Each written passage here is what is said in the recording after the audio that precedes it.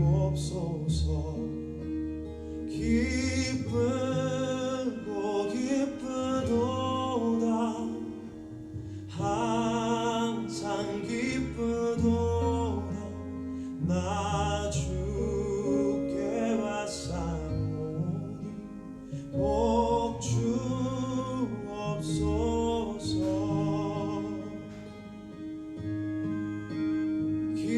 기쁘고 기쁘도다. 항상 기쁘도다. 나 주께 왔사오니 복 주옵소서.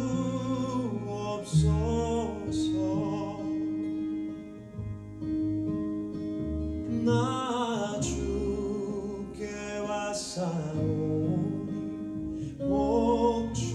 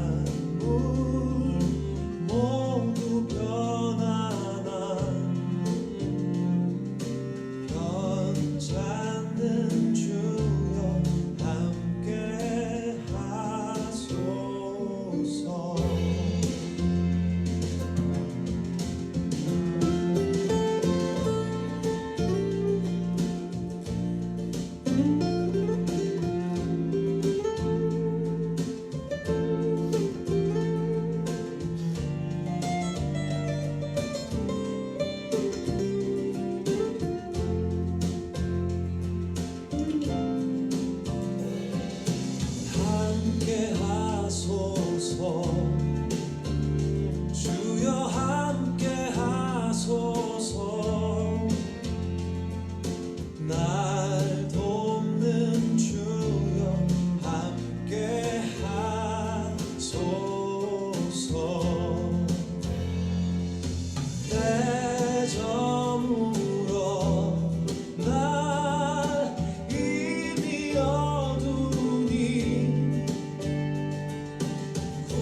구주여 나와 함께 하소서. 이 천지 만물 모두 변하나 변찮는 주여 함께 하소서.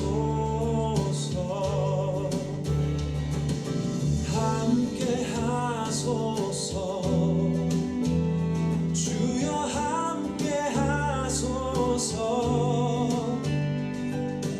날 돕는 주여 함께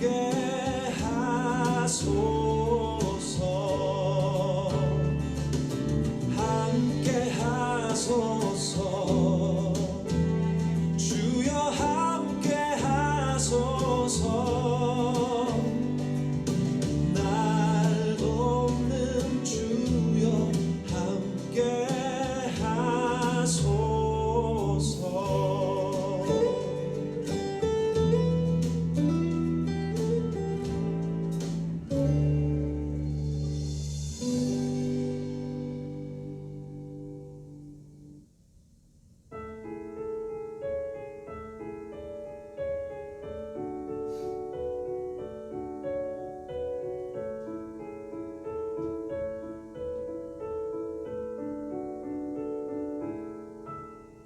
내 맘이 낙심되며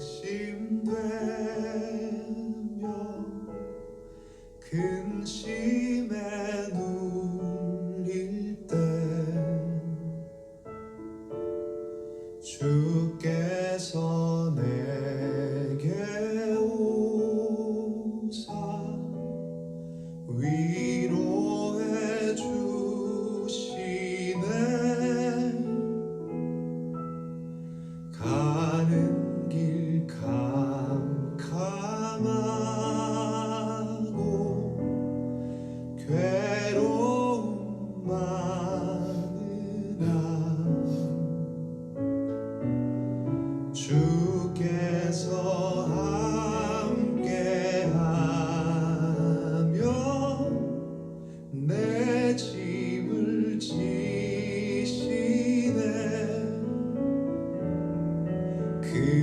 그네가 내게 족하네. 그네가 족하네. 이 괴로운 세상 지날 때 그네가 족하네.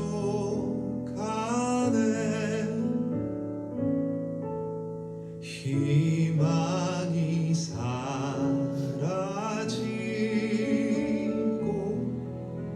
친구 날 버릴 때 주 내게 속삭이며 새 희망 주시네. 싸움이 맹렬하여 두려워 떨 때에 승리의 왕이 되신 주 음성 들리네.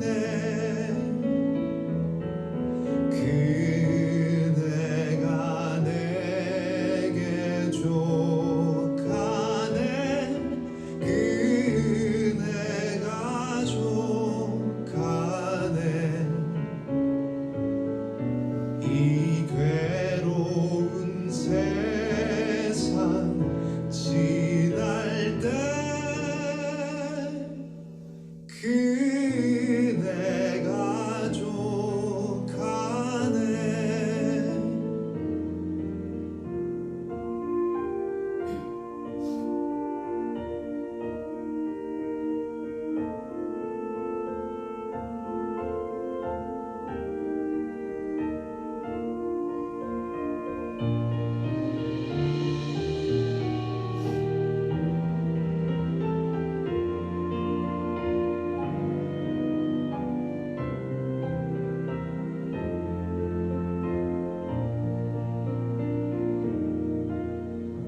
번민이 가득 차고 눈물이 흐를 때 주 나의 곁에 오사 위로해 주시네. 환난이 닥쳐와도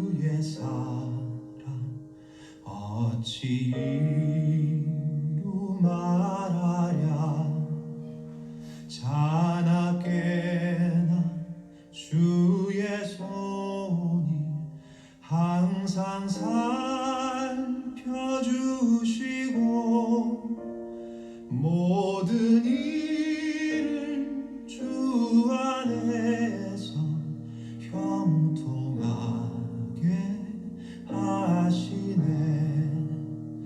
몸도 마음도 연약하나 새 힘 받아 살았네 물 붓듯이 부으시는 주의 은혜 족하다 사랑 없는 거리에나 험한 산길 헤맬 때 주의 손을 굳게 잡고 찬송하며 가리라 주님 다시 되올 날이 날로 날로 다가와 무거운 짐 주께 맡겨 벗을 날도 멀잖네 나를 위해 예비하신 고향 집에 돌아가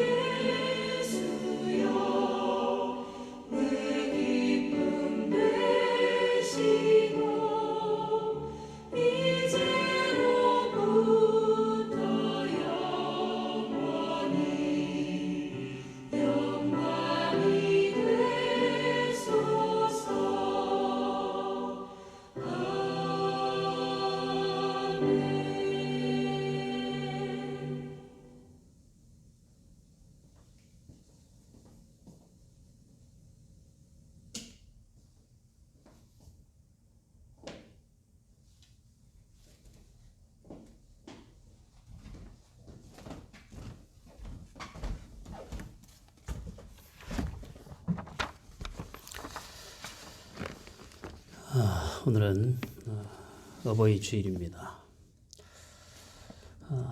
부모 없는 그런 자식은 없죠.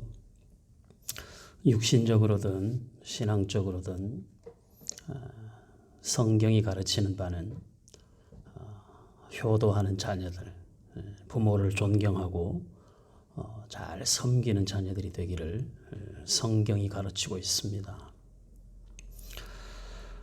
부모님들에 대한 감사의 마음, 또 영적으로는 우리 하나님 아버지에 대한 감사의 마음을 담아서 오늘 예배를 하나님께 드리도록 하겠습니다. 다 같이 신앙 고백합니다. 전능하사 천지를 만드신 하나님 아버지를 내가 믿사오며 그 외아들 우리 주 예수 그리스도를 믿사오니 이는 성령으로 잉태하사 동정녀 마리아에게 나시고 본디오 빌라도에게 고난을 받으사 십자가에 못 박혀 죽으시고 장사한 지 사흘 만에 죽은 자 가운데서 다시 살아나시며 하늘에 오르사 전능하신 하나님 우편에 앉아 계시다가 저리로서 산 자와 죽은 자를 심판하러 오시리라. 성령을 믿사오며 거룩한 공회와 성도가 서로 교통하는 것과 죄를 사하여 주시는 것과 몸이 다시 사는 것과 영원히 사는 것을 믿사옵나이다. 아멘. 우리 하나님 말씀 사도행전 4장 5절로 12절 우리 함께 보겠습니다. 사도행전 4장 5절로 12절까지 신약성경 192페이지 우리 다 같이 한 목소리로 읽겠습니다. 5절부터 12절. 이튿날 관리들과 장로들과 서기관들이 예루살렘에 모였는데 대제사장 안나스와 가야바와 요한과 알렉산더와 및 대제사장의 문중이 다 참여하여 사도들을 가운데 세우고 묻되 너희가 무슨 권세와 누구의 이름으로 이 일을 행하였느냐. 이에 베드로가 성령이 충만하여 이르되 백성의 관리들과 장로들아 만일 병자에게 행한 착한 일에 대하여 이 사람이 어떻게 구원을 받았느냐고 오늘 우리에게 질문한다면 너희와 모든 이스라엘 백성들은 알라. 너희가 십자가에 못 박고 하나님이 죽은 자 가운데서 살리신 나사렛 예수 그리스도의 이름으로 이 사람이 건강하게 되어 너희 앞에 섰느니라. 이 예수는 너희 건축자들의 버린 돌로서 집 모퉁이의 머릿돌이 되었느니라. 다른 이로서는 구원을 받을 수 없나니 천하 사람 중에 구원을 받을 만한 다른 이름을 우리에게 주신 일이 없음이라 하였더라. 아멘.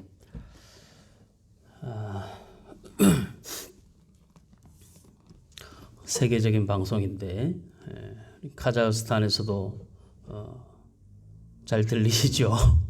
이게 참 인터넷 세상이 이런 면에 있어서는 좋은 면들이 있는 것 같습니다. 이 사도행전에 등장하는 예수님의 부활과 그리고 예수님의 승천, 성령의 오심, 그로 말미암아서 나타난 특별한 사건, 나면서부터 걷지 못하던 한 사람이 베드로와 요한을 통해서 걷고 뛰고 주를 찬미하고 성전에 들어가는 이 놀라운 기적의 역사가 나타났습니다. 앞에서도 우리가 말씀을 통해서 보았듯이 걷지 못한 사람이 걸었다라고 하는 이런 기적이 보통의 사람들이 주목하는 현실인데 베드로와 요한은 그 사람이 걷고 뛰는 것이 기적이고 그 기적을 중요하게 여기는 것보다 더 중요한 것은 그 사람을 일으켜 세워 하나님을 찬미하게 만드시는, 성전에 들어가 하나님을 예배하는 자로 만드시는 하나님의 일하심이 훨씬 더 큰 기적의 목적이 있다. 이것을 지금 설명하는 가운데 있습니다. 초대교회 안에 일어난 특별한 사건이기 때문에 굉장히 자세하고도 긴 내용으로 이 사건을 설명을 하고 있습니다. 베드로와 요한은 이 사람을 일으켜 세운 이 사건을 통해서 하나님이 우리와 함께 하신다라고 하는 사실을 다시 한번 확인하고 함께 있는 사도들도 동일하게 그 은혜를 확인했을 것입니다. 그러나 대제사장들이나 다른 종교 지도자들은 좀 달랐습니다. 왜냐하면 그들은 예수를 십자가에 못 박아 죽인 사람들이기 때문에 자기들이 십자가에 못 박아 죽인 그 예수의 이름이 나면서부터 걷지 못하던 사람을 일으켰다라고 하는 사실은 그들로 하여금 굉장히 당황스럽게 만드는 것이죠. 우리가 했던 행동에 대하여 우리 스스로가 잘못되었다는 것을, 그 기적을 인정하면 자신의 과거의 잘못을 인정해야 되는 상황이기 때문에 그들은 예수로 말미암아 일어난 이 일들을 싫어하게 되고 예수로 말미암아 일어난 일이라는 것을 인정하고 싶지 않은 것입니다. 마지막 때가 돼도 이런 일들은 일어날 것입니다. 계속해서. 이 사건을 통해서 베드로는 지금 그 자리에 모여있는 많은 사람들에게 힘있게 복음을 전하고 있습니다. 우리가 지난주에 말씀을 살펴보았듯이 4장 1절에서부터 4절 말씀에 보면 종교 지도자들이 제일 먼저 하나님의 일하심을, 그 영광을 나타내는 것을 싫어했다 했습니다. 이해할 수 없는 일이죠. 지난주에도 보았듯이 참 이해할 수 없는 일입니다. 하나님을 믿는 사람들이 하나님의 영광을 싫어한다는 것. 하나님의 은혜로 구원을 받은 사람이 그 받은 구원을 하찮게 여긴다는 것. 하나님의 은혜로 공급받아 살아가고 있는 우리의 삶의 많은 감사의 내용들을 별것 아닌 것처럼 여기는 사람들의 나쁜 행태들이 마치 대제사장이나 서기관들이나 성전 맡은 자들이 하는 행동과 다르지 않음을 우리가 살펴보았습니다. 저와 여러분들의 삶에서 하나님께서 주시는 모든 것들을 감사함으로 받는 은혜가 있기를 바랍니다. 감사함으로 받았어. 그 감사함으로 받은 것이 하나님의 성실하신 일하심의 증거라는 것을 우리가 확인하면서 일상으로 일어나는 특별하게 의식하지 못했던 소소한 일들 속에서도 하나님의 일하셨음을 발견할 때마다 감사와 영광을 돌리는 그런 성도의 삶을 살아야 됩니다. 제가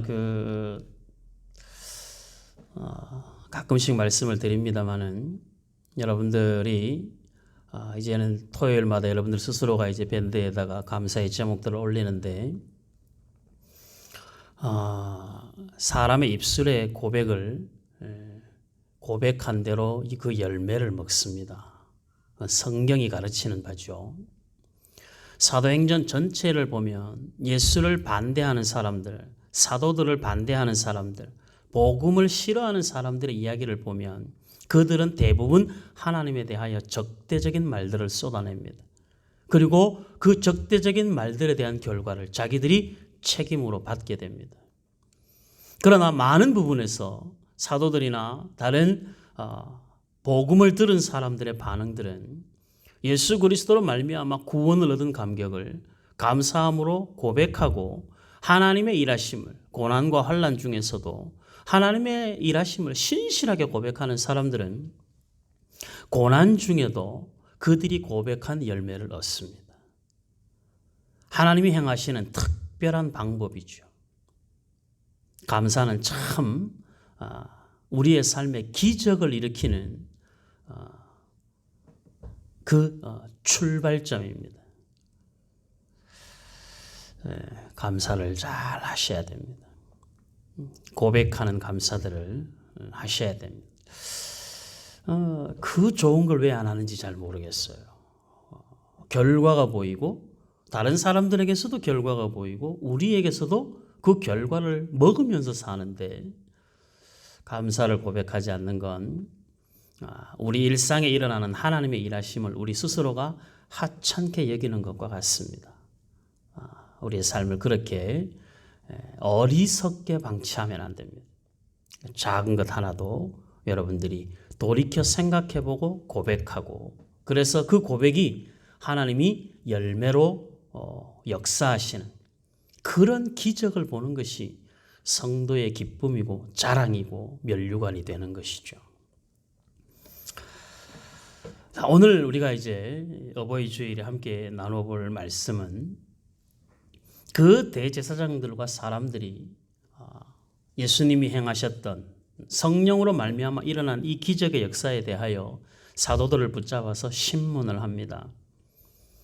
너희들이 이 사람을 일으킨 것이 누구의 이름으로 한 것이냐? 누구의 권세로 한 것이냐? 이 질문에 베드로가 뭐라고 대답을 하느냐 하면 9절 말씀입니다. 만일 병자에게 행한 착한 일에 대하여 이 사람이 어떻게 구원을 받았느냐고 오늘 우리에게 질문한다면 너희와 모든 이스라엘 백성들은 알라. 너희가 십자가에 못 박고 하나님이 죽은 자 가운데서 살리신 나사렛 예수 그리스도의 이름으로 이 사람이 건강하게 되어 너희 앞에 섰느니라. 이렇게 말씀을 하는 것이죠. 너희가 십자가에 못 박아 죽인 그 예수가 하나님이 살리신 그 예수가 그 예수의 이름으로 하나님이 지금 우리 가운데 너희들 눈으로 본 그 기적을 일으키셨다. 이렇게 말씀을 하는 거예요. 우리 인생의 예수의 이름은 영원토록 가슴에 품고 갈 소중한 이름이죠. 그 이름 안에 구원이 있고 그 이름 안에 약속이 있고 그 이름 안에 하나님의 모든 사랑과 계획이 다 들어 있습니다. 예수 그리스도의 이름 안에. 우리는 그 이름을 의지하여 기도하고 그 이름을 의지하여 구원을 얻습니다. 그런데 그 예수가 어떤 과정을 통하여 우리에게 구원을 허락하시느냐, 그것이 오늘 우리가 살펴볼 내용입니다. 10절, 이 예수는 너희 건축자들의 버린 돌로서, 건축자들이 버린 돌이랍니다. 예수님이 집 모퉁이의 머릿돌이 되었다. 이렇게 말씀을 합니다. 건축자들이 볼 때 쓸모없는 돌, 그래서 버린 돌이었는데 건축자들이 볼 때는 쓸데없어 버렸지만 하나님은 그 전문가라고 말하는 사람들이 버린 그 돌을 들어 집을 짓는 모퉁이 돌로 사용하셨다는 것이죠. 우리나라로 보면 머릿돌이고 이스라엘 문화에서 집을 지을 때는 모퉁이 돌입니다. 언젠가도 한번 말씀드렸는데 이스라엘은 모퉁이의 기둥을 먼저 세우고 그 기둥을 중심으로 넓혀져 가는 만큼 집이 되는 건데 우리나라는 주춧돌 위에다가 집을 먼저 기둥을 세우고 그 다음에 이 지붕을 하고 외관을 쌓죠. 그렇게 집을 만드는데 이스라엘이 집을 짓는 건 우리랑 좀 다릅니다. 그래서 모퉁이돌, 시작하는 그 기둥을 세우는 돌이 그 모퉁이돌이고 우리나라로 보면 머릿돌입니다. 그러니까 세상은 쓸모없어 버린 돌. 그러나 하나님은 귀히 여겨 집을 짓는 모퉁이 돌로 쓰시는 이 사건들을 우리가 보면서 세상은 하나님을 향하여 또 예수 그리스도의 행하신 일들에 대하여 별것 아닌 것처럼 여기고 뭐 그 예수님이 십자가에 못 박힐 당시에 많은 사람들이 가졌던 고민이죠. 심지어 사도들도 마찬가지였었고 하나님의 아들인데 어떻게 십자가에 못 박혀 죽는가? 스스로가 창조주라고 하는데 어떻게 피조물에 의하여 죽임을 당할 수 있는가? 그러니까 예수님이 십자가에 달릴 때 많은 사람들은 끝까지 기대는 했겠죠. 분명히 내려올 수 있는 능력이 있을 텐데 왜 안 내려올까? 안 내려오는지 못 내려오는지. 못 내려오면, 십자가에서 못 내려오면 능력 없는 사람이고, 능력이 없다는 건 그건 하나님의 아들의 자격이, 메시아의 자격이 없는 거죠. 끝까지 기대했지만 결국 예수님은 십자가에 못 박혀 죽어버리셨습니다. 그러니까 모든 사람들의 생각에 버린 돌인 거죠. 구원할 수 있는 분이 아니라, 메시아가 아니라, 우리를 구원할 수 있는 분이 아니라 자기 스스로도 구원할 수 없는 분이니까 그런 분을 믿을 이유가 없는 것이죠. 그래서 사람들은 실망하고 다 떠나가 버리고 맙니다. 예수를 3년이나 쫓아다녔던 제자들도 그 예수님의 마지막 모습을 보면서 떠나가는 것이죠. 그들 기억 속에 뭐가 사라진 거예요? 예수님이 사흘 만에 부활하시겠다는 약속의 말씀을 기억하지 않는 것이죠. 하나님의 말씀을 기억하지 않으면, 특별히 약속의 말씀을 붙들고 살지 않으면 우리는 매일매일 현실이 당한 그 현실 속에서 약속을 잊어버린 자, 그러니까 결국은 아무것도 아닌 자처럼, 하나님과 나와의 관계도 아무것도 아닌 것처럼 살아가는 사람들이 되고 맙니다. 비극이죠. 성도가 약속을 의지하여 살지 않는 건 비극입니다. 성도에게 하나님의 약속의 말씀, 하나님이 나를 이렇게 책임진다 하셨어, 하나님이 내 편이라고 하셨어, 어떤 상황을 만나도 하나님이 나와 함께 하신다고 약속하셨어, 내가 가는 그 어디든 하나님이 먼저 그곳에 가 계신다고 약속하셨어. 이 약속의 말씀이 성도의 삶의 신앙으로, 확실한 믿음으로 자리 잡지 않으면 우리는 현실을 내 힘을 의지해서 살아갈 수밖에 없습니다. 조금 더 머리를 쓴다면 나를 도와줄 수 있는 어떤 사람이나 어떤 존재를 찾게 되죠. 금송아지여도 괜찮다, 고목이어도 괜찮다, 산 위에 있는 바윗돌도 괜찮다. 나에게 내 문제를 해결하고 나의 필요를 채워줄 수 있는 존재라면 굳이 하나님이 아니어도 누구든지 괜찮다. 이게 이스라엘 백성들이 그들의 역사 내내 하나님을 떠났던 그 악한 본성의 모습입니다. 여러분들 혹 저와 여러분들 가운데는 이런 모습이 없는가? 하나님의 약속 외에 우리가 더 의지할 것이 있는가? 하나님의 약속 외에 우리가 더 붙들고 갈 수 있는 것이 있는가? 나는 하나님 외에는 없다. 하나님 외에는 내가 의지할 분도 없고 의지할 것도 없고 하나님 외에 나는 정말 아무것도 아닌 인생이라는 것을 우리 스스로가 삶을 통하여 확인하고 경험할 때마다 우리는 하나님 앞에 죽 자고 붙잡혀 사는 삶을 결정할 수밖에 없는 것이죠.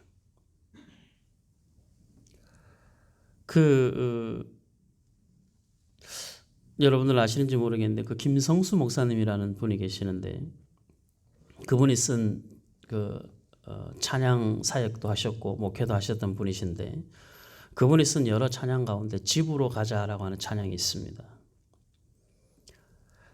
집으로 가자라고 하는 그 찬양을 제가 언젠가 한번 교회 밴드에 올려놓을 텐데 가만히 이렇게 가사를 들어보면요, 아직도 이 세상을 그렇게 기대하나라고 하는 가사가 나옵니다.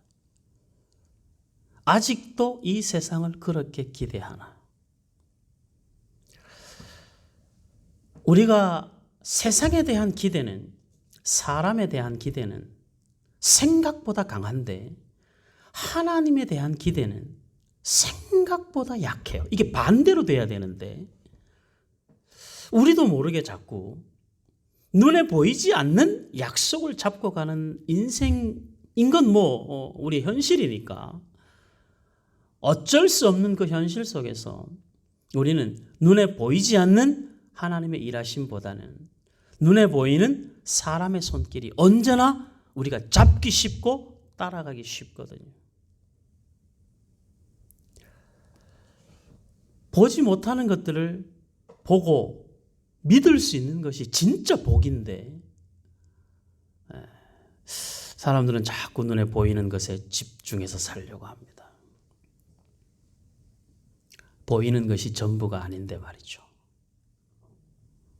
인생은 그렇게 살면 반드시 실패하게 되어 있습니다.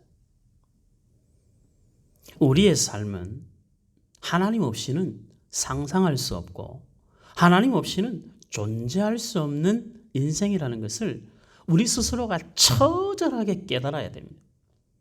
그래야 하나님이 어떤 분이신지를 알아야, 내가 어떤 존재인가를 알아야, 하나님이 나를 향하여 어떤 계획을 가지고 계신지를 알아야 우리는 이 세상을 담대하게 살 수 있고 더 나아가서 세상에 정말 미련 없는 인생을 살아갈 수 있게 되는 거예요. 세상이 우리의 인생에 태클을 걸고 세상이 우리의 바짓가랑이를 붙잡고 덤비면, 거기에 못 이기는 척 우리가 주저앉아 있으면 우리는 하나님이 기뻐하시는 삶을 살 수가 없습니다. 명심하세요. 세상이 볼 때 예수는 아무것도 아닌 존재, 그래서 버린 돌이에요. 이건 누가 보는 관점이에요? 세상이 보는 관점이에요. 네, 여러분들 잘 생각해 보세요. 세상은 예수가 아무것도 아니어서 버린 돌이에요. 여러분들은 정말 그 예수님이 버린 돌이 아니라 모퉁이 돌이라는 사실을, 머릿돌이라는 사실을 정말 믿으십니까? 예수로 말미암아 집이 지어져 가고, 예수로 말미암아 교회가 형성이 되어지고, 예수로 말미암아 하나님의 나라가 확장되어진다는 사실을 정말 믿는가요?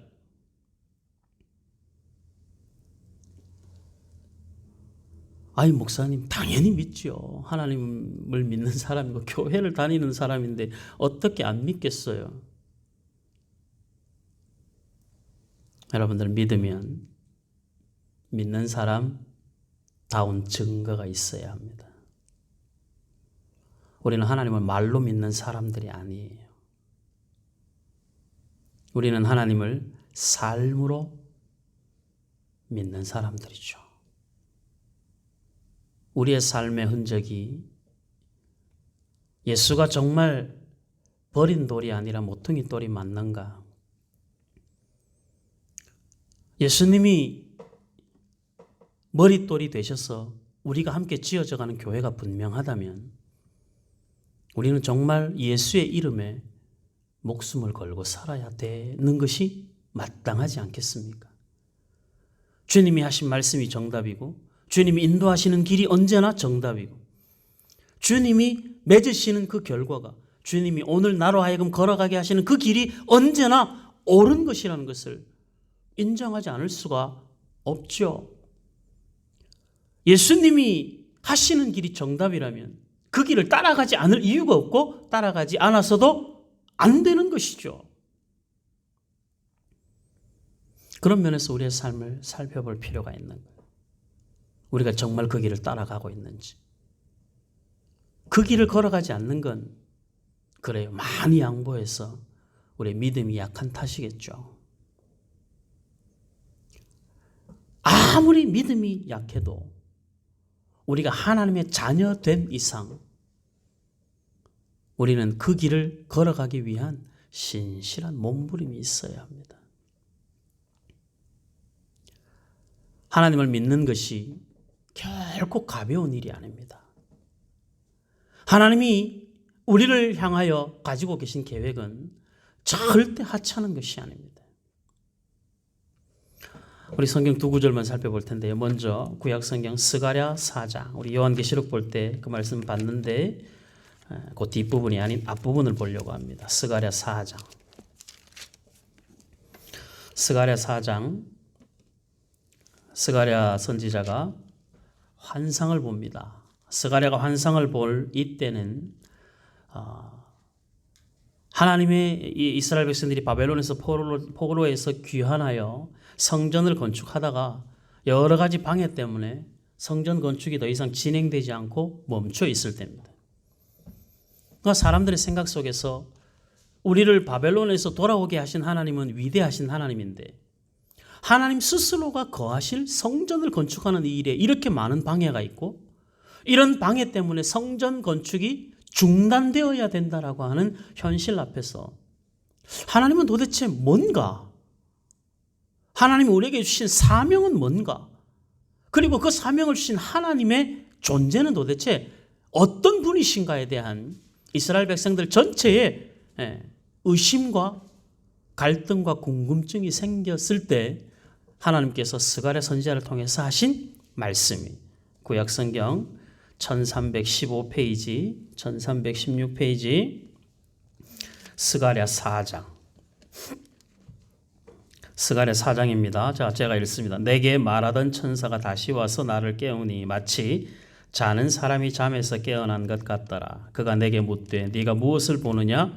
내가 대답하되 내가 보니 순금 등잔대가 있는데 그 위에는 기름 그릇이 있고 또 그 기름 그릇 위에 7 등잔이 있으며 그 기름 그릇 위에 있는 등잔을 위해서 7 관이 있고 그 등잔대 곁에 2 감람나무가 있는데 우리 지난 금요일에 요한계시록 할 때 봤죠? 이 말씀이 2 감람나무가 있는데 하나는 그 기름 그릇 오른쪽에 있고 하나는 그 왼쪽에 있나이다 하고 내게 말하는 천사에게 물어 이르되 내 주여 이것들이 무엇이니까 하니 내게 말하는 천사가 대답하여 이르되 네가 이것들이 무엇인지 알지 못하느냐 하므로 내가 대답하되 내 주여 내가 알지 못하나이다 하니 그가 내게 대답하여 이르되 여호와께서 스룹바벨에게 하신 말씀이 이러하니라. 이 스룹바벨은 그 당시 총독이었고 성전 건축을 주도하고 있는 사람입니다. 그에게 하나님이 말씀하신 거예요. 성전은 재건은 지금 중단되어 있는 상태고 이는 힘으로 되지 아니하며 능력으로 되지 아니하고 오직 나의 영으로 되느니라. 뭐가? 성전을 재건하는 그 일이 사람의 힘이나 능력으로 되는 일이 아니라 하나님의 영으로 되어지는 일이다. 큰 산아 네가 무엇이냐? 네가 스룹바벨 앞에서 평지가 되리라. 그가 머릿돌을 내놓을 때에 무리가 외치기를 은총이 그에게 있을지어다 하리라 하셨고 여호와의 말씀이 또 내게 임하여 이르시되 스룹바벨의 손이 이 성전의 기초를 놓았은즉 그의 손이 또한 그 일을 마치리라 하셨는 믿으시죠? 이 굉장히 중요한 약속의 말씀이에요. 하나님이 스룹바벨을 바벨론에서 돌아오게 하셨을 때 총독으로 돌아왔지만 현실은 우리가 에스라 느헤미야를 보면서도 성전 건축이 얼마나 어려운 일이라는 걸 봤죠. 보통 어려운 일이에요. 별별 사람들이 반대를 하고 그 안에 갈등이 생기고 그런데 그 일이 힘이나 능으로 되는 일이 아니다. 중단되어서 갈등하고 낙심하고 있을 때 하나님께서 스가랴 선지자를 통하여 스룹바벨에게 하신 그 말씀이 지금 이 일이 중단되었다고 해서 하나님이 이 일을 중단시키지 않는다. 스룹바벨이 성전의 기초로 놓았으니 그가 완성하게 될 것이라. 하나님의 약속이죠. 자, 스룹바벨이 하나님의 이 약속을 잡았습니다. 그런데 하나님의 이 약속의 말씀이 있음에도 불구하고 현실은 뭐예요? 끊임없이 반대하고 공격하고 더 이상 진행할 수 없는 상황인 거예요. 우리가 살아가는 삶에 비교해보면 똑같지 않습니까? 기초를 놓고 하나님의 위대한 일을 시작하는 자리에 부르심을 받았음에도 불구하고 현실의 공격과 그리고 현실 속에서 우리가 지고 가는 그 짐들이 우리의 손을 놓게 하고 맥이 빠지게 하고 하나님의 일하심이 그냥 내 손 말고 하나님이 그냥 알아서 다 하시면 좋겠다라는 생각에 우리 스스로가 무엇을 해야 되는지를 놓쳐버릴 때가 생기는 거예요. 하나님 알아서 하세요. 성전 하나님의 성전이지 뭐. 하나님이 하시면 될 일을 왜 내가 이 머리를 싸매고 살아야 되나? 우리 인생을 하나님이 대신 살아주지 않는다 했죠. 하나님 우리 인생을 대신 살아주고 우리와 함께 가시지만 대신 살아주시지는 않아요. 이 하나님의 일하심의 방법을 알아야 됩니다. 하나님이 동행하시니 하나님 의식하며 살아야 되고 하나님이 대신 살아주지 않으니 우리가 그 인생을 살아야 되는 거예요. 그런데 그 인생에 대한 약속은 뭡니까? 네가 성전 기초를 놓았으니 너의 손으로 그것을 완성하게 한다. 이게 하나님의 약속이에요. 그러니까 10절 작은 일의 날이라고 멸시하는 자가 누구냐? 작은 일의 날이라고 멸시하는 자가 누구냐? 성전의 규모도 솔로몬 성전 같지 않고 그나마도 숱하게 많은 방해 속에 멈추어져 있고 그럼에도 불구하고 하나님이 하시는 일을 작은 일이라고 말할 수 있는 사람, 그래서 멸시할 수 있는 사람이 누구냐? 사람들이 스룹바벨의 손에 다림줄이 있음을 보고 기뻐하리라. 이 일곱은 온 세상에 두루다니는 여호와의 눈이니라. 여호와의 눈이 스룹바벨의 모든 일거수일투족을 지키시고 특별히 스룹바벨의 손에 들려져 있는 그 다림줄, 성전을 짓기 위하여 측량하는 그 다림줄을 하나님이 눈여겨보고 계신다는 약속이시잖아요. 저와 여러분들의 삶에 하나님이 일곱 눈을 가지시고 우리의 손에 들리워진 이 다림줄을 눈여겨보고 계시는데 저와 여러분들의 삶이 작은 일의 날이라고 멸시 그럴 수 없는 것이죠. 하나님이 우리로 하여금 성전의 지대를 놓게 하시고 그 위에 세워가시는 우리 각 사람 인생의 성전, 예수 그리스도를 주로 고백하고 성령을 모신 자로서의 우리 한 사람 한 사람이 성령이 거하시는 성전이 되었다고 말씀하셨잖아요. 우리의 이 성전을 내가 다른 사람과 비교해 볼 때 나라고 하는 성전이 왜소해 보이고 초라해 보일 수 있어도 우리 샘솟는 교회가 그렇게 작은 교회라고 초라해 보일 수 있을지 모르지만 그러나 그 작은 것을 멸시할 수 있는 사람이 누구냐? 하나님의 성전은 그것으로 충분히 하나님께 영광이 되는 것이죠. 저와 여러분들의 삶이 완전치 못하고 부족한 투성이인 삶이라 할지라도 우리가 성전으로 부름받은 이상 우리는 이미 하나님의 성령이 거하시는 성전이 보배롭고 존귀한 자가 된 것입니다. 예수를 주로 고백하는 믿는 공동체로서 우리 샘솟는 교회와 이 땅의 모든 교회들은 크고 작음을 떠나 하나님의 눈이 관심을 가지고 지켜보시는 공동체인 것이죠. 어느 누가 함부로 여기겠습니까? 고난이 있어도 환난이 있어도 교회는 중단되지 않습니다. 하나님이 포기하지 않기 때문에 그런 것이죠.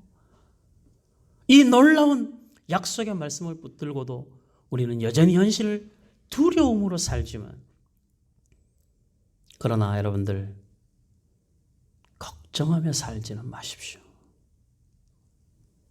우리 안에 두려움은 있어도 걱정은 그것 우리 몫이 아닙니다. 하나님이 하시는 일을 우리가 왜 의심하겠습니까? 하나님이 책임지신다는 약속을 우리가 왜 의심해야 합니까? 그렇게 하나님에 대한 기대감이 없으면 우리는 너무 불행한 성도의 삶을 살게 되는 겁니다. 하나님에 대한 기대감, 약속을 붙들고 살면 고난은 있어도 가장 행복한 성도의 삶을 살아갈 수 있습니다. 교회는 그런 마음을 가지고 세워가는 것이죠. 베드로전서 2장을 보겠습니다. 그렇게 교회가 세워져 갈 것을 약속하고 있습니다. 베드로전서 2장. 베드로전서 2장 4절. 신약성경 378페이지. 신약성경 378페이지. 베드로전서 2장 4절.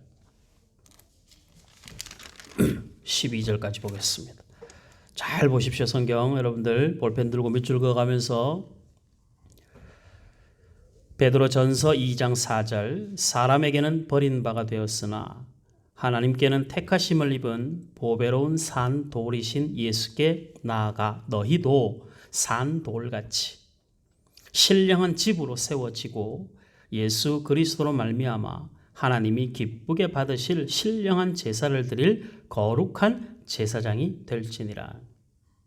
하나님이 기쁘게 받으실 신령한 제사를 드릴 거룩한 제사장이 되라. 너희도 예수가 신령한 보배로운 산돌이시듯 너희도 그런 제사장이 되어야 된다. 성경에 기록되었으되 보라 내가 택한 보배로운 모퉁이 돌을 시온에 두노니 그를 믿는 자는 부끄러움을 당하지 아니하리라. 왜 부끄러움을 당하지 않아요? 책임지신다니까.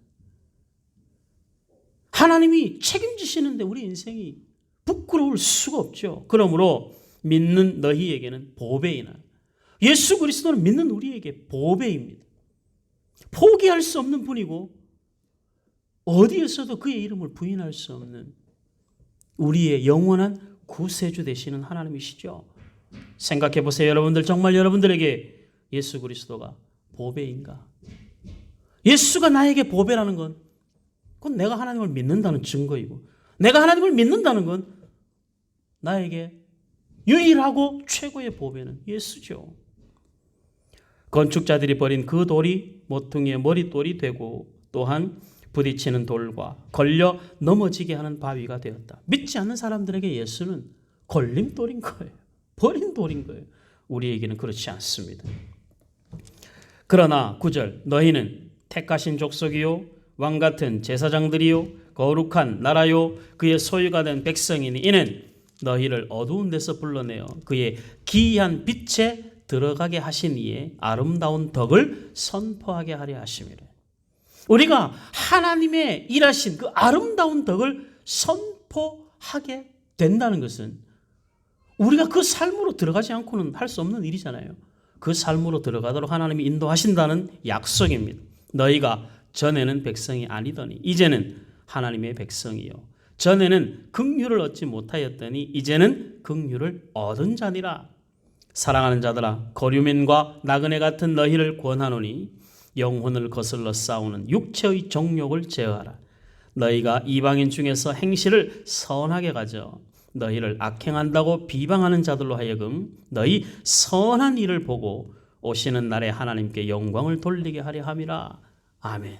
영광을 돌리라가 아니라 영광을 돌리게 하려 함이라. 주도권이 누구에게 있는 거예요?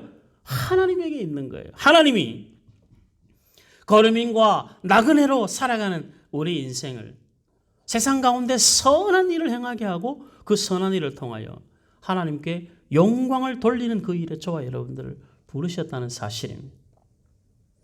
예수를 버린 돌이 아닌 버린 돌을 그렇게 방치된 예수를 하나님 머릿돌 삼아 교회를 세워가시는 것처럼 오늘 저와 여러분들 한 사람 한 사람이 하나님이 기뻐하시는 거룩한 교회로 세워가시는 것이 하나님의 특별한 계획이라는 사실입니다. 저와 여러분들의 삶을 보면 우리도 버린 돌을 같습니다. 우리에게 무슨 세상을 들고 놓을 만한 권력이 있습니까? 아니면 세상에 필요한 걸 그냥 넙죽넙죽 살 수 있는 돈이 있습니까? 그렇죠. 우리는 보면 우리의 삶에서 나타낼 수 있는 것이 사실 거의 없습니다. 권력도 없어요. 물질도 없어요. 능력도 없어요. 그리고 건강도 부실해서 비실비실해요. 어느 것 하나 우리 스스로가 이것 정도는 내가 자신 있다 할 만한 것들이 뭐가 있어요? 없어요. 그러나 그렇게 세상 사람들이 다 버린 돈, 우리 스스로도 내가 별것 아닌 것 같아서 그냥 스스로에게 낙심하고 버린 돌같이 여길지 몰라도 하나님은 우리를 모퉁이 돌 삼아 하나님의 거룩한 집을 지어 가시겠다는 얼마나 기가 막힌 약속이고 위로와 소망이 되는 약속의 말씀입니까? 믿는 자의 삶이 하나님의 약속을 벗어나서 자기만의 인생을 만들어가고 자기의 인생을 세워가려고 하는 건 참으로 어리석은 선택이요 어리석은 결정이 아닐 수 없습니다. 하나님께서 저와 여러분들을 향하여서 비록 내가 봐도 부족하고 다른 사람이 봐도 부족한 우리 인생이라 할지라도 하나님이 머릿돌로 세우시면 작은 일의 날이라고 멸시하는 자가 누구냐? 그럴 수 없다. 하나님이 책임지시는 인생은 그 자체로 보배롭고 존귀한 것이죠. 우리는 예수를 주로 고백하여 성령을 마음속에 모시고 살아가는 사람들입니다. 왕같은 제사장, 하나님의 거룩한 나라에 하나님의 소유인 백성입니다. 우리에게 더 이상 무엇이 필요할까요? 그 존재감을 놓치지 말고 우리로 하여금 어떤 삶을 살아라는 거예요? 세상 가운데 하나님의 영광을 나타내는 자들. 세상이 보더라도 우리의 삶에 하나님의 영광이 묻어나는 삶을 살도록 몸부림치는 인생이 되어야 된다. 그것이 버린 돌 대신 예수를 머릿돌 삼으신 하나님의 계획인 것입니다. 하나님은 저와 여러분들의 인생을 세밀하게 관찰하시고 우리의 삶의 어느 영역도 포기하지 않으십니다. 우리가 하나님을 포기하는 수가 있어도 하나님은 우리를 포기하지 않는다고 했죠. 부모의 마음입니다. 오늘 어버이 주일을 맞이해서 우리 부모님들이 우리 각 개인의 인생에 머릿돌 되신 분들입니다. 영적으로 예수 그리스도가 우리의 머릿돌이시지만, 교회의 머릿돌이시지만 육신적으로 보면 우리 부모님들이 다 우리 각 개인의 인생의 머릿돌이시죠. 나이 들어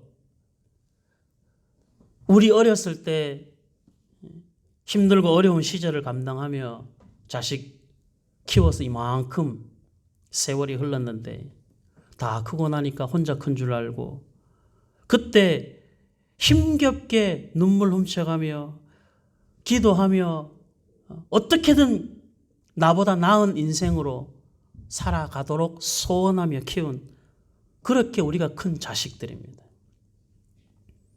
세월이 흘러 부모보다 건강해지고 세월이 흘러 부모보다 조금 여유로운 경제권을 가지고 있다고 해서 부모를 버린 돌 취급하면 안 되는 거예요. 존귀하게 여기고 부모가 무너지면 그 모퉁이 돌이 무너지는 거잖아요.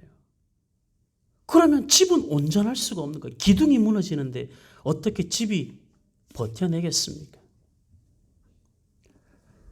특별히 성도들의 삶은 더더욱 부모를 귀히 여기고 효도하는 일에 열심을 다해야 됩니다. 효도는 어떻게 하는 거라고 그랬어요? 자기 스타일로 하는 게 아니에요. 자기 방법으로 하는 것이 아니에요. 부모의 입장에서 부모가 원하고 부모의 필요를 따라 섬기는 것이 효도예요. 내가 용돈 드렸고 내가 맛있는 거 사드렸고 그거 훌륭하게 잘한 것입니다. 그러나 그것이 우리가 해야 할 도리를 다했다고 생각하면 안 돼요. 그건 우리가 하는 효도의 한 부분인 것이죠. 참 희한하죠. 부모의 마음에 자식은 죽을 때까지 마음에 남아있는데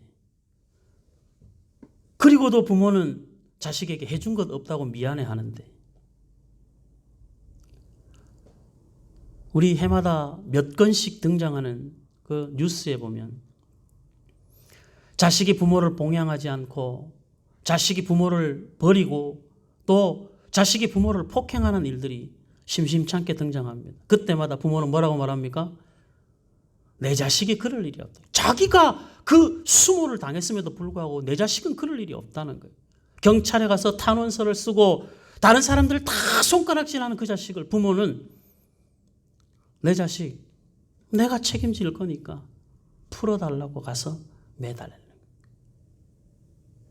그래서 부모의 사랑이 크다는 거예요. 귀하다는 거예요. 하나님의 사랑과 감히 견줄 수 있는 사랑이 부모의 사랑이죠.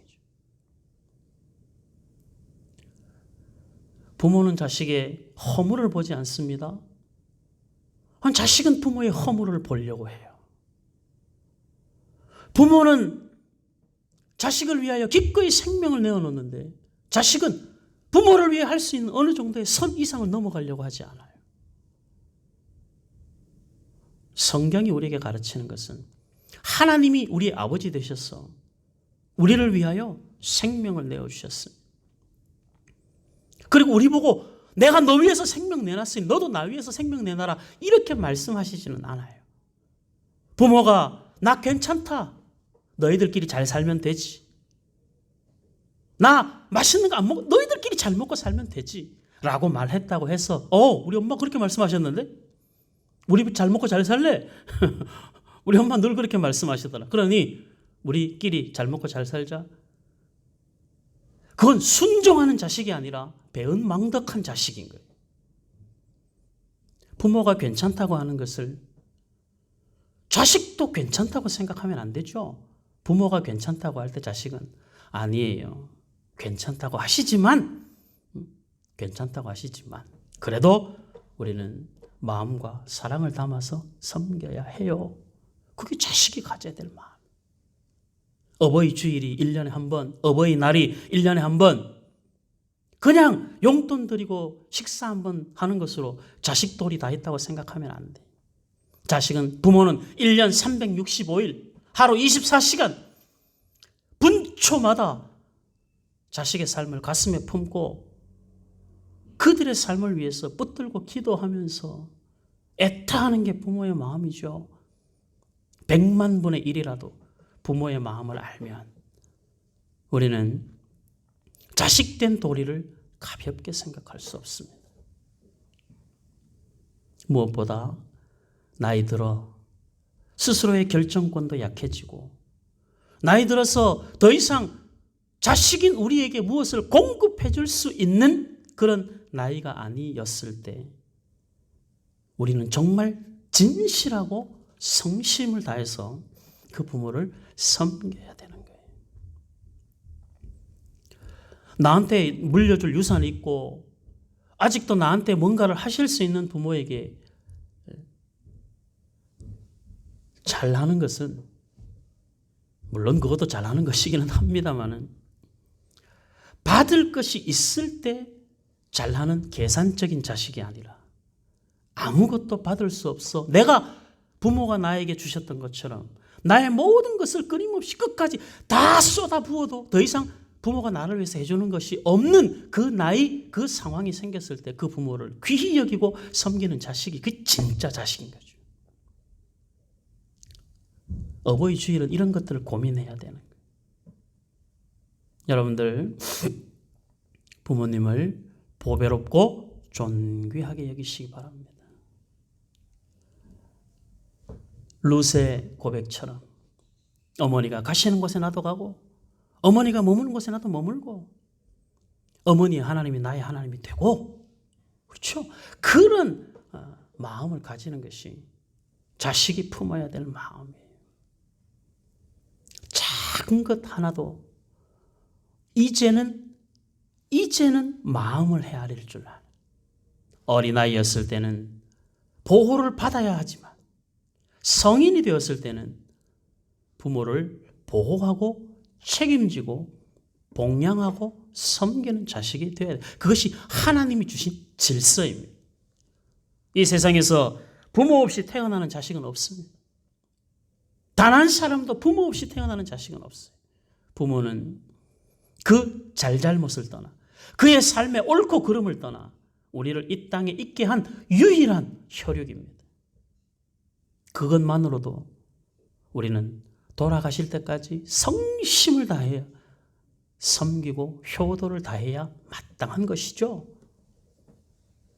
부모에게 효도하지 않는 자식을 짐승만도 못하다 합니다. 짐승도 부모를 지 낳은 그 어미를 귀히 여기는 거예요. 오늘 초대교회 안에 생겨난 이 역사적 사건을 통해서 세상이 버린 돌을, 건축자들이 버린 돌을 머릿돌 삼아 교회를 지으시는 하나님, 우리 육신의 가정으로 보면 부모를 머릿돌 삼아 가정을 세우고 부모를 머릿돌 삼아 그 가문을 계승하게 하시는 것이 하나님의 뜻 가운데 있는 일이라고 한다면, 하나님이 예수 그리스도를 보배롭고 존귀하게 여긴 것처럼 우리도 예수 그리스도를 보배롭고 존귀하게 여기고 각 가정 안에서는 부모님들을 보배롭고 존귀하게 여겼어 힘을 다하여 효도하시고 그 마음을 헤아려 주시고 부모의 말을 잘 귀담아 들어주시고 오래도록 말도 안 되는 이야기, 나이가 들어가면 다 그래요. 우리가 뭐 어렸을 때랑 똑같죠. 우리 어렸을 때 무슨 3살, 4살, 5살 때 뭐 계획하고 뭐 논문 쓰듯이 부모한테 이야기합니까? 그렇지 않잖아요. 하늘 했던 거랑은 땡깡 놓은 것밖에 없는데, 나이 들어 부모님이 정치, 경제, 사회, 문화에 대한 식견을 가지고 대화하지 않죠. 그냥 나 힘들다. 그냥 딱 그 정도라는 말씀밖에 할 수 없어도, 그리고 그냥 지난 옛날 추억 더듬으면서 그때 그렇게 살았는데 그냥 그 말 들으면서 엄마 저 이야기 또 한다고 그러지 말고 그 똑같은 패턴 속에서 반복되는 이야기를 그랬구나. 그렇게 그 시절 그 시간을 통해서 우리 키웠구나라고 생각하면 우리가 1시간 그 이야기 못 들어주겠습니까? 10시간이들 그 이야기 못 들어주겠습니까? 부모 마음을 헤아리는 자식이 돼야 돼요. 부모의 이야기를 듣는 자식이 돼야 돼요. 부모에게 지혜를 구하고 물어보는 자식이 돼야 돼요. 그게 훌륭한 자식이, 그게 효도하는 자식이. 저는 우리 샘선교회 성도님들이 단 한 명도 불효막심한 자식 되지 않고 부모의 마음을 잘 헤아리고 부모를 귀히 여기고 부모님이 하시는 말씀을 귀담아 듣고 부모님이 걸어가시는 그 길을 존경하는 마음을 담아 걸어가고, 우리 인생에서 뭐 따지고 보면 세상에 존경할 사람 많지만 그래도 저와 여러분들의 인생에서는 부모님의 인생이 가장 존경스럽고 부모님의 살아온 삶이 가장 귀하다 여길 줄 아는 그런 믿음이, 그런 아름다운 효심이 이 어버이 주일에 저와 여러분들 마음에 곱게 담는 은혜가 있기를 주의 이름으로 축복합니다. 아멘. 기도하겠습니다.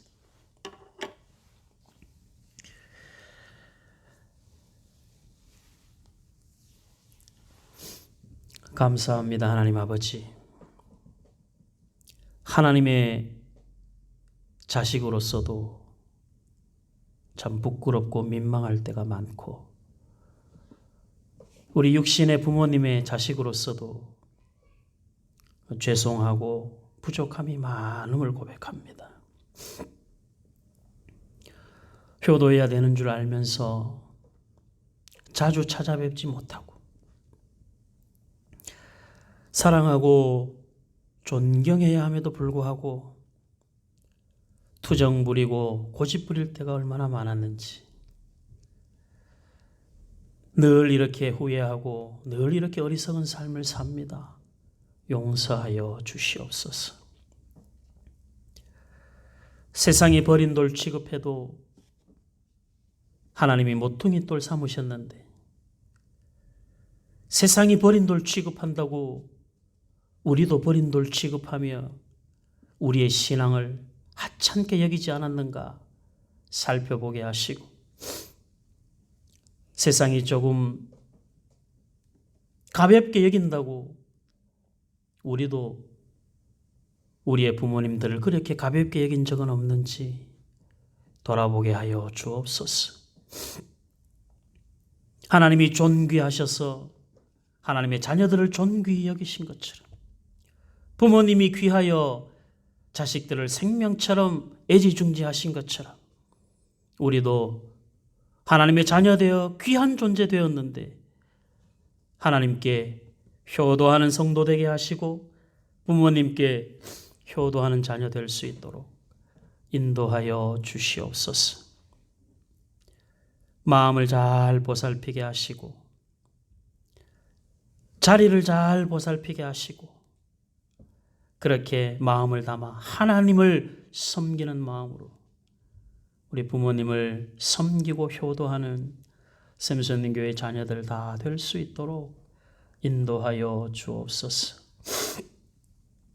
인생은 영원하지 않고 부모님의 인생도 영원하지 않고 우리의 인생도 영원하지 않은데 잠깐 있다가 없어질 안개 같은 인생에 효도하는 시간 놓치지 않게 하시고 사랑으로 섬기는 그 할 수 있는 시간을 우리가 놓치지 않도록 하나님 아버지 우리를 붙잡아 주시옵소서.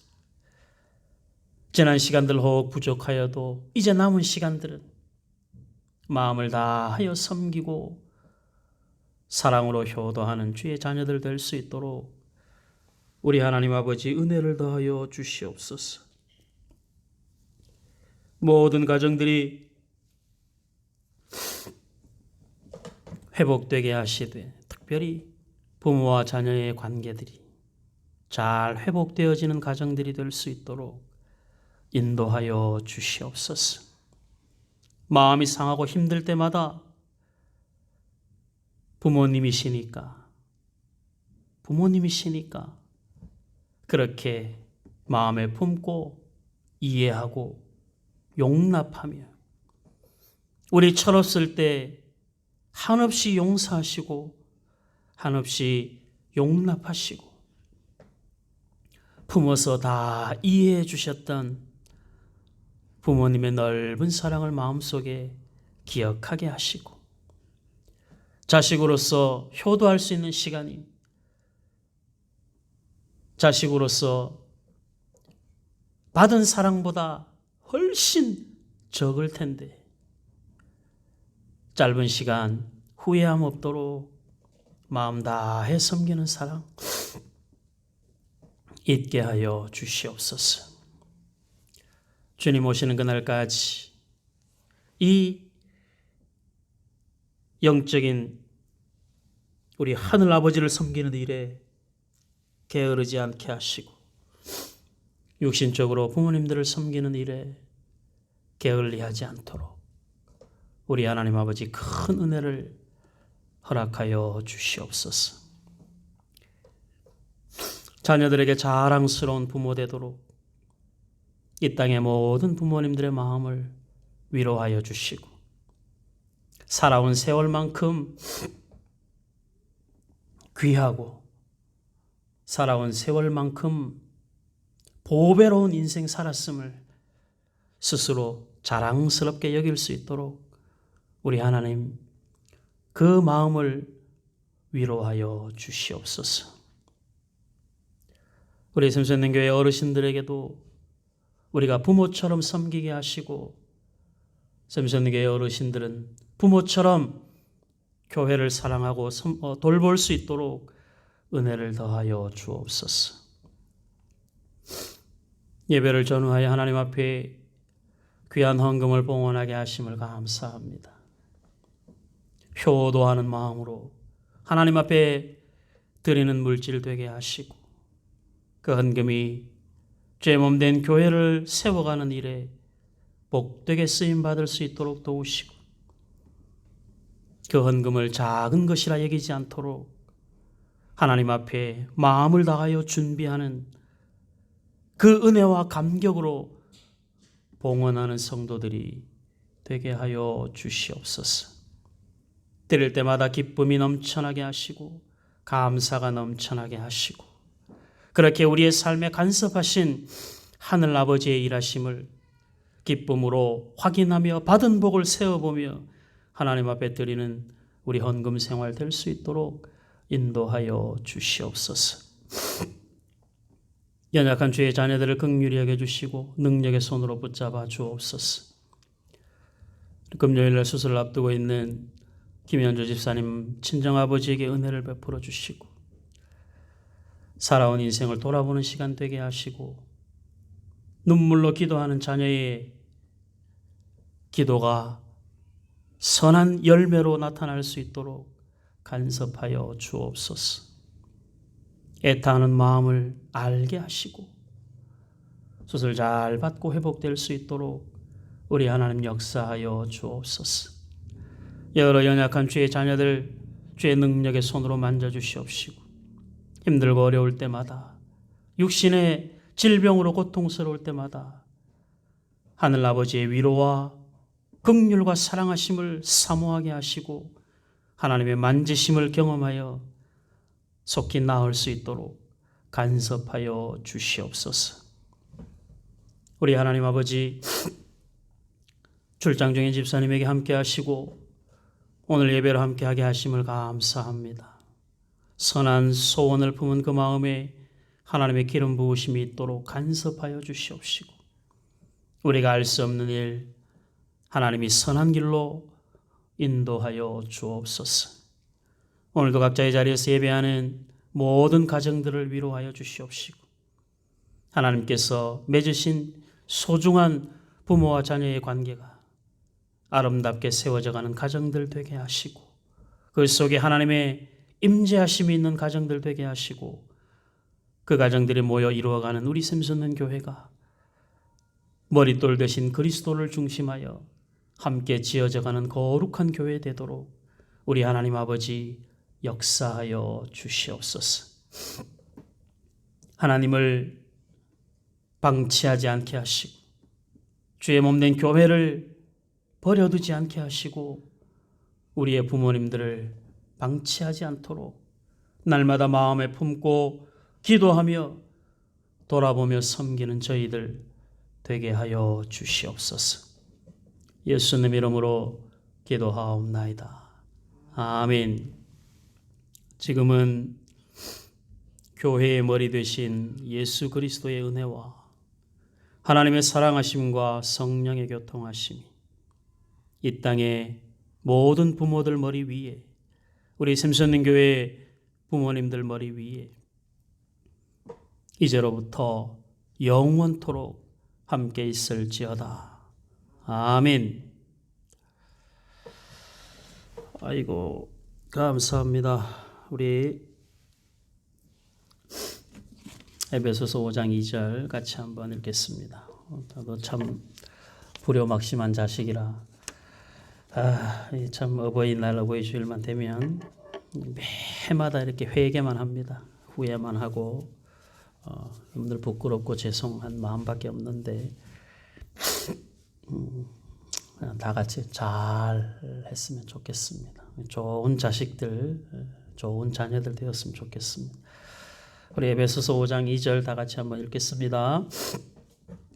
그리스도께서 너희를 사랑하신 것 같이 너희도 사랑 가운데서 행하라.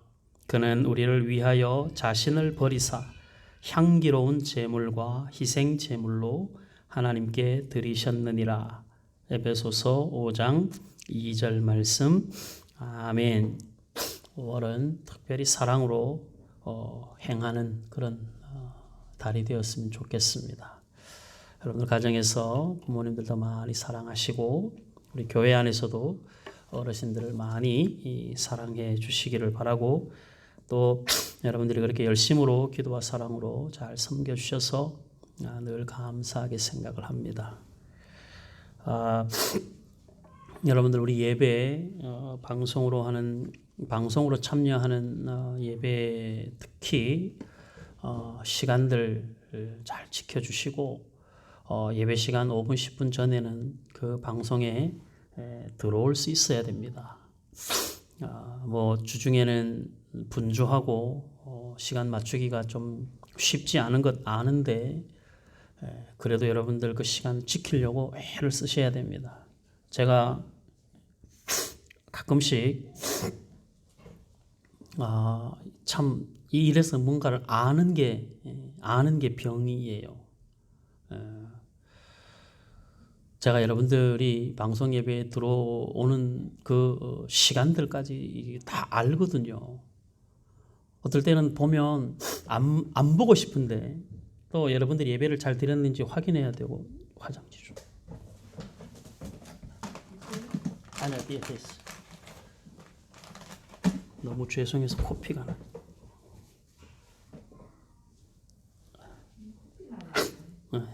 아유, 죄송합니다. 참. 그래서 그럴 때 여러분들 제가 마음이 너무 아플 때가 많아요. 여러분들 예배 한번 하는 거 어려우시죠? 저 왼종일 어렵습니다. 여러분들이 정말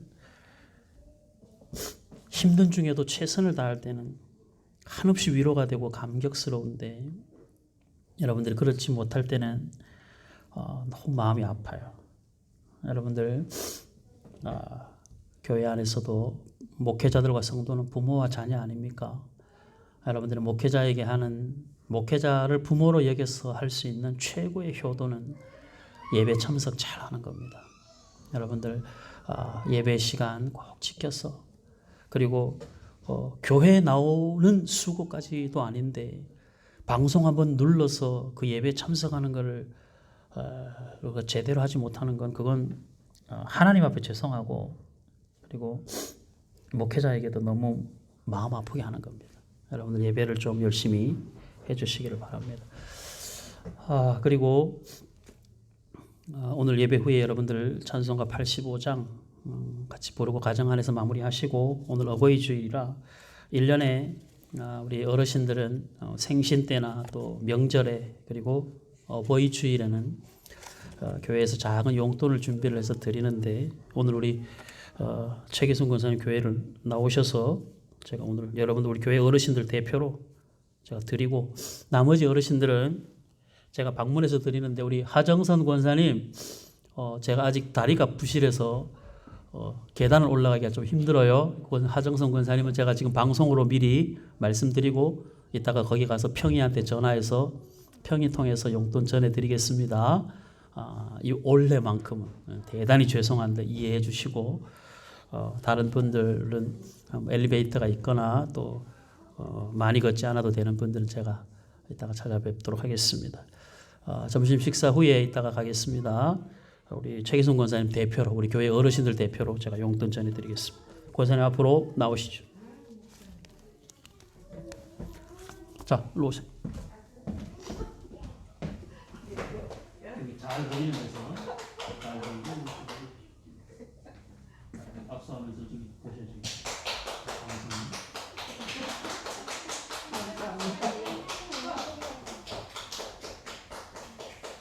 아이도 많이 컸네.